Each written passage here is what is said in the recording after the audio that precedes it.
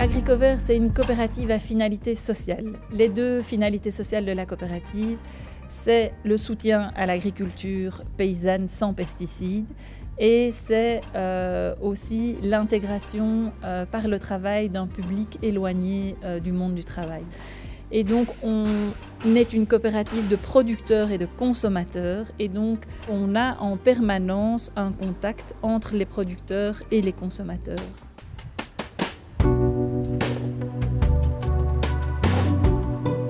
Alors j'aime bien dire qu'on est une entreprise coopérative. Donc nous sommes à la fois une entreprise qui fonctionne selon un système financier, donc il faut que nous soyons profitables, c'est simplement le thermomètre de notre santé économique, ça permet de montrer que l'entreprise est vertueuse et qu'elle est pérenne sur le plan économique. Et nous sommes coopératifs au sens de la gouvernance. Nous avons des capitaux qui sont gouvernés de manière partagée, ce qui permet de préserver et de garantir l'objet sociétal de l'entreprise vers ce qui fait sa base initialement.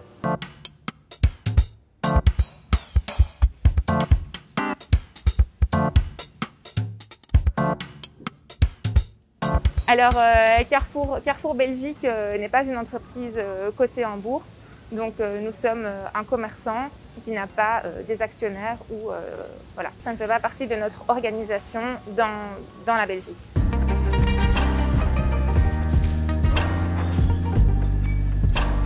Le premier critère pour nous pour le bio, c'est respecter le cahier des charges européen et de la région wallonne. Maintenant, au sein d'Agricover, avec les producteurs, on voulait aller plus loin parce qu'il y avait quelques éléments qui nous semblaient essentiels, qui n'étaient pas repris dans la charte, comme par exemple toutes les conditions de travail des travailleurs, toute la dimension sociale du travail. Donc ça, nous, on a introduit ça dans la charte entre les producteurs d'Agricover, ou alors des points plus techniques où nous, on voulait aller plus loin que la charte bio. Et qu'on a aussi alors signé ça entre nous.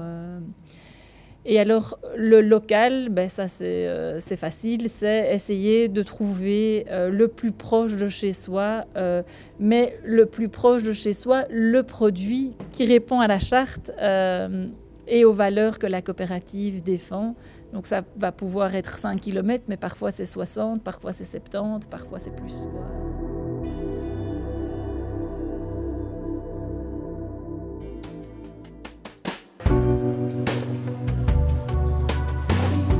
Alors nous, on est 100% bio. 100% des produits qu'on propose en magasin sont certifiés bio. Ceux qui ne le sont pas, c'est typiquement le sel et ce genre de choses. Donc des produits qui ne savent pas être certifiés bio, tout simplement, parce que c'est des produits minéraux. Par contre, 40% de nos produits, de nos activités, sont issus d'entreprises belges et produits notamment sur le territoire belge. On a une charte produit qui est un document très complet, très complexe aussi, avec énormément de critères qui nous permettent de choisir les produits qui sont les plus durables, qui nous tiennent à cœur. Alors un des critères, je vous l'ai dit, c'est le label 100% bio, ça c'est clair, c'est le minimum légal pour rentrer chez Farm. Le deuxième critère absolu, c'est qu'on ne vend aucun produit qui appartient à une multinationale cotée en bourse. C'est un critère plutôt socio-économique, idéologique presque, qui traduit en fait le fait qu'on préfère promouvoir des produits issus d'entreprises familiales, indépendantes, pour garantir une diversité en fait sur le plan écosystémique.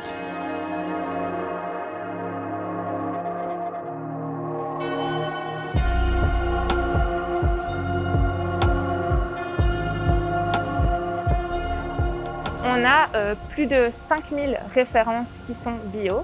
Ça va représenter en fait 5% du total de notre assortiment.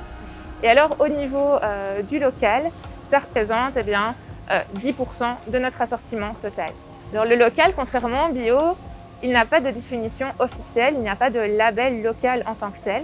En accord notamment avec l'Université de Gembloux, on a défini le local comme étant les 40 km autour du producteur. On travaille avec plus de 700 petits producteurs locaux et on a défini ensemble une charte une charte en 7 points. Je vais vous en exposer quelques-uns. C'est que tout d'abord, il y a une relation directe entre le petit producteur et le magasin, sans passer par le siège, par la centrale ou par d'autres intermédiaires. Donc ça permet d'avoir une logistique qui est très simple. Aussi au niveau du prix, nous ne négocions jamais le prix qui est demandé par un petit producteur et il va nous conseiller aussi un prix de vente. On verra comment on pourra le respecter.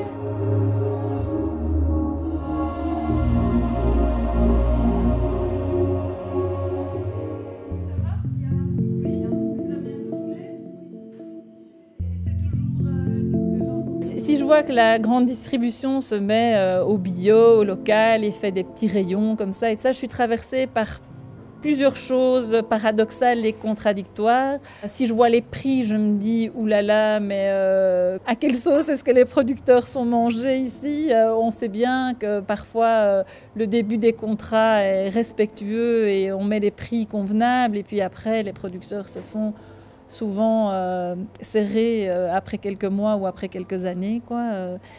Mais je suis aussi j'ai aussi quelque chose de positif en moi quand je vois ça, parce que je me dis, on est plein d'individus sur Terre, on a plein d'habitudes différentes, et donc pour qu'il y ait vraiment un vrai changement, il faut que ce changement se voit partout, parce que chaque hectare qui est converti au bio, c'est déjà quelque chose de gagné pour moi.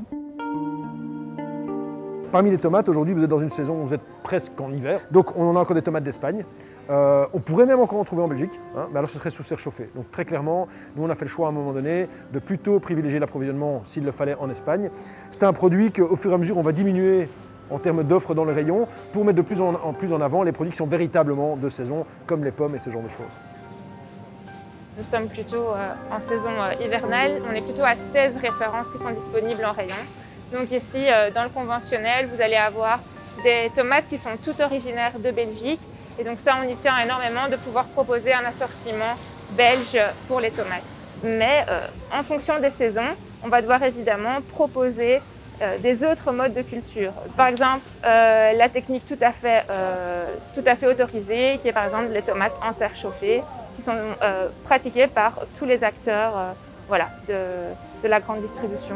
Et, voilà. Donc, tous les producteurs de la coopérative s'engagent à ne pas cultiver de légumes dans des serres chauffées. Donc là, évidemment, ça implique une grande sensibilisation au niveau des consommateurs, puisqu'il y a toute une série de légumes, par exemple les tomates, qu'on ne retrouve pas au magasin, ni en décembre, ni en janvier, ni en février, ni en mars. Mais ça, les gens, quand on prend leur temps de leur expliquer et qu'on leur donne les implications, ils comprennent très bien et ils mangent autre chose que des tomates en hiver. Donc on a ici l'étiquette verte claire qui identifie les produits plutôt d'origine européenne. Nous avons les étiquettes vertes foncées qui sont celles des pommes, qui sont les produits 100% de saison et 100% locaux, belges en l'occurrence. Et puis vous avez les étiquettes jaunes qui qualifient les produits qui viennent en dehors de l'Europe, tels que les bananes, mais qui sont extrêmement réduits dans notre assortiment. En tant que commerçant, justement, notre but, enfin notre responsabilité, c'est de communiquer de manière très transparente auprès du consommateur sur les différentes facettes d'un produit, sur les facettes de durabilité d'un produit. Et la grande chance qu'on a, c'est que comme la majorité des clients vont en grande distribution et la grande distribution n'est pas simplement capable en fait d'amener cette transparence, nous offrons cette transparence et on espère que les consommateurs soucieux d'une transition alimentaire vont faire un pas dans un autre réseau qui se veut plus petit, qui se veut challengeant, qui se veut aller titiller les grands pour pouvoir aller embrasser cette volonté de changer de mode de consommation. Je pense qu'il faut aujourd'hui, en tant qu'acteur économique, réaliser la responsabilité qu'on a, hein, puisqu'on a accès à des milliers de personnes. Hein, nos clients sont des personnes avec qui on a un lien privilégié. C'est une responsabilité très importante aujourd'hui qu'on ne peut plus nier. Il y a 50 ans, on s'en fichait. Aujourd'hui, on doit utiliser cette responsabilité à bon escient et aider le consommateur de manière transparente. Nous avons cette volonté de satisfaire le client. Si le client recherche ces produits-là, alors oui, nous allons continuer à les proposer. Mais on veut aussi que le client puisse retrouver toutes les offres possibles. Voilà, on reste un supermarché et donc on est censé rendre le meilleur accessible à tous. C'est notre philosophie. Et donc on fournit à la fois du conventionnel, du bio, du local, à tous les budgets. C'est clair que le budget en tant que tel est un élément fondamental de l'accessibilité qu'on ne peut pas nier. Consommer de la même manière en bio par rapport à du non bio, ça va coûter plus cher. Consommer une pizza Dr Oetker à 2,50 € de chez Carrefour va vous coûter 7 € en bio. Par contre, acheter les éléments en vrac, cuisiner en famille, va vous coûter clairement beaucoup moins cher, mais ça vous demandera un changement de comportement. Et nous, notre but, c'est d'accompagner le consommateur aussi, de nouveau s'il le souhaite, hein, aborder ce changement de comportement, pour qu'in fine, il puisse comprendre que consommer bio peut être fait, bio et durable, peut être fait pour pas plus cher que de la nourriture conventionnelle. Notre prochain challenge, c'est de continuer à savoir parler de la durabilité avec des mots simples, sachant que c'est une question extrêmement complexe. C'est d'arriver à montrer que le bio labellisé ne suffit pas, et qu'il y a toutes les dimensions socio-économiques autour de ces produits qui sont à prendre en compte pour déterminer la valeur d'un produit. Aujourd'hui, l'appétit de tout le monde va vers le bio, c'est là qu'il y a une source de croissance pour les grandes enseignes notamment, et donc il y a un risque de se satisfaire d'un simple label pour définir qu'une alimentation est durable ou non. On est la preuve ici, et d'autres aussi sont la preuve qu'on sait le faire à une petite échelle, et donc il faut répliquer ça, mais au niveau d'une société entière, c'est sûr qu'il faut un accès à la terre, il faut un accès au crédit et il faut surtout que tout le monde comprenne qu'une nourriture de qualité, ça a un prix et il faut soutenir ça. Et il faut que les politiques acceptent ça. Ce n'est pas les producteurs tout seuls et les consommateurs tout seuls qui vont arriver à changer globalement le modèle. Il faut que tout le monde s'y mette et les politiques et les pouvoirs publics aussi.